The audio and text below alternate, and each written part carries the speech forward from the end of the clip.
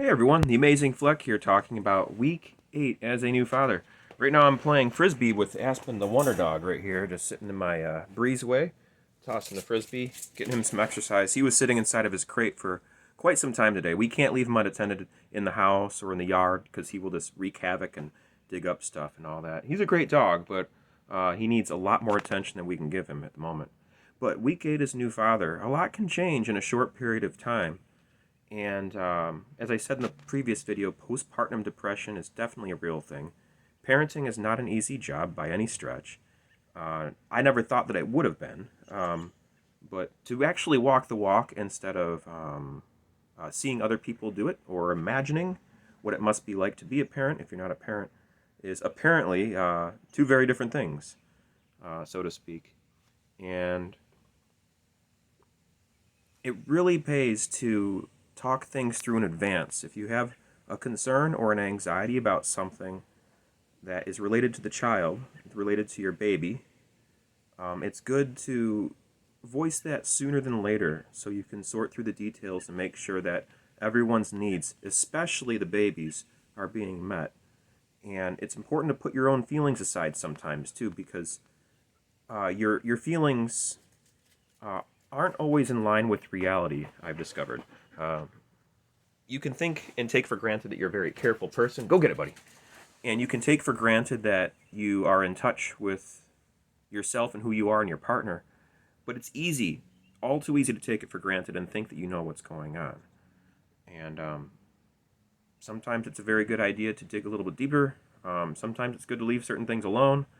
And I'm not qualified to tell you what to do with your own situation. I'm just sharing about mine and how the roller coaster that is life, everything, the emotions, the excitement, the boredom, everything's peaks and valleys, ups and downs. You can't have an up without a down, it seems. And hey, buddy, where's the frisbee? Go get the frisbee. Frisbee, go get the frisbee. Silly puppy, go get the frisbee. You know what it is. Yeah, peaks and valleys, ups and downs, that dichotomy, that ride that life takes us on, all that, it's really exasperated even more and multiplied when you have a child, it seems, because it's not just your life, or not just, it's something so much different. I am responsible for a tiny human, or at least co-responsible, and co-authoring who this person will be as they grow older. And watching their consciousness grow. Lately, our baby has been giggling a lot more, making a lot more facial expressions, and babbling like a conversation, an abstract conversation with your baby, your infant, just kind of babbling. Ah, ah, ah, ah. It's fun to make those noises, and sometimes they look a little confused, like a dog showing a card trick, like one of those. When dogs do that. But sometimes my baby will look at me like a little confused when I'm talking to her. It's like wait, what? I don't know. I don't know exactly what's going on in their head. Maybe it's just all in my imagination, and most likely is. At 8 weeks, they're not as nearly as in tune with their surroundings or with their observations as us adults might take for granted. We've been perceiving with our senses our whole entire life, and they're just getting used to them. They've only been around for 8 weeks, so they're still getting used to their eyes, used to their ears, and I don't think they have any semblance of symbol recognition yet. Meaning words, maybe something, but I don't really think very much. I think it's just noises still for them, and they're still taking it all in and trying to make order out of the chaos that's all around them. So I don't think necessarily symbols of words are necessarily panning out, but who knows? It's anyone's guess. I have no idea what anyone else, much less my child or my puppy or whatever, is actually experiencing. And I think that's a real important thing to keep in mind. Once again, when it comes to co-parenting and working things out, because I think that a two-parent household is an ideal situation. You want to have it's an ideal. It's not for everybody. I'm not saying you should try for that if the relationship's not working out or anything like that. But I am saying that I think it's an ideal situation, and the statistics and numbers would suggest that as well. Children born and raised in a two-parent household have a significant amount of advantages, statistically speaking, over children born in a single-parent home, whether it's a single mother or a single dad. And speaking of single fathers, I've known at least two that come to my mind, and I know specifically two people, close friends of mine, and then a couple more people that have been single fathers, meaning that they've been raising their child since like the age of like 2 or 3 until adulthood. And it's pretty interesting to see what approaches they've taken and what they've had to endure as far as the stereotypes of being a single father and all that. And as well, the stereotypes of being a single parent in general, whether you're a single mother or a single father. But it's not as common, is it, for men to rear their child all on their own without any assistance, or to collect child support from the mother.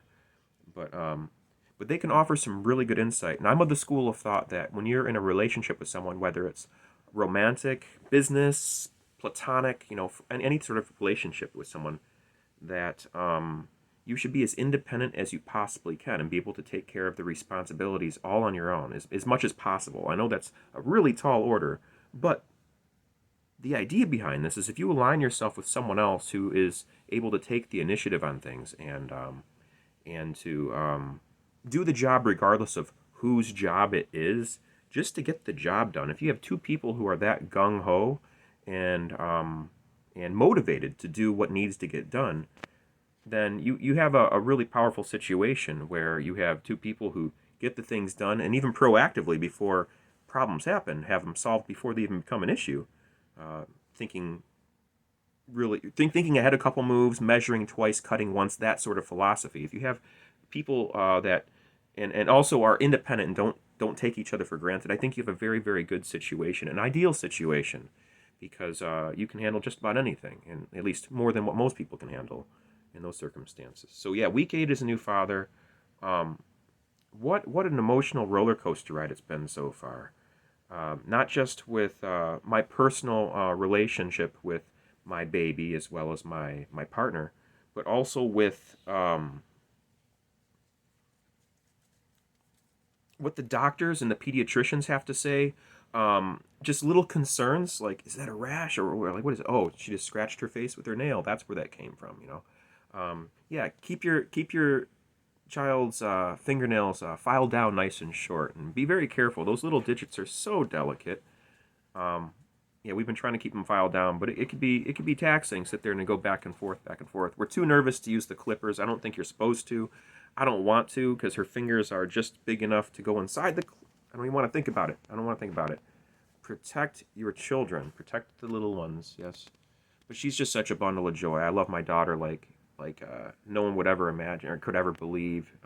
Most important thing, most amazing thing that's ever happened to me. She's easily the most important thing in my life, and think about her all the time.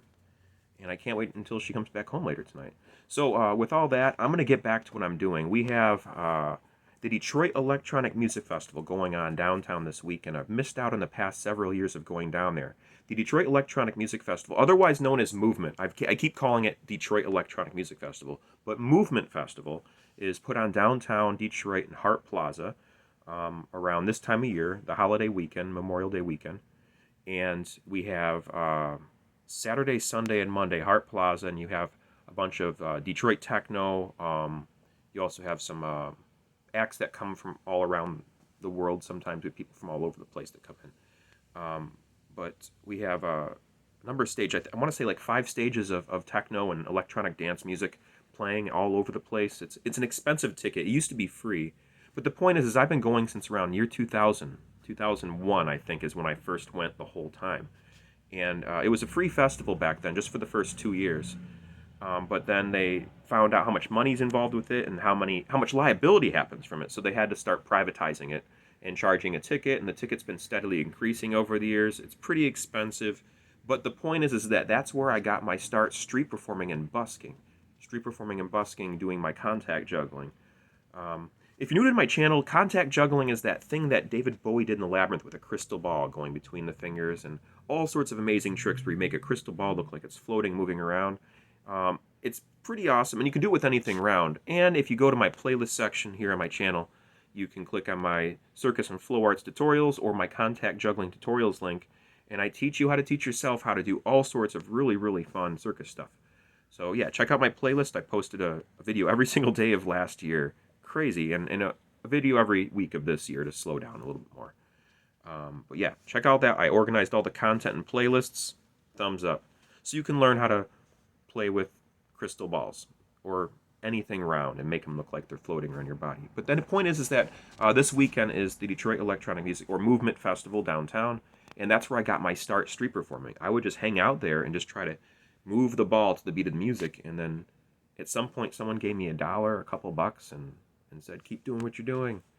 And that was the start of my relationship with busking and with doing performance art for a little bit of cash. You know, sometimes just extra spending cash. And for about 7 or 8 years of my life that was my income, was performance related income, and just starving artist, not getting enough money to do the gigs, but loving my job and just barely getting by with paying my rent and sometimes doing some odd jobs on the side. But I love performance art. I love street performing.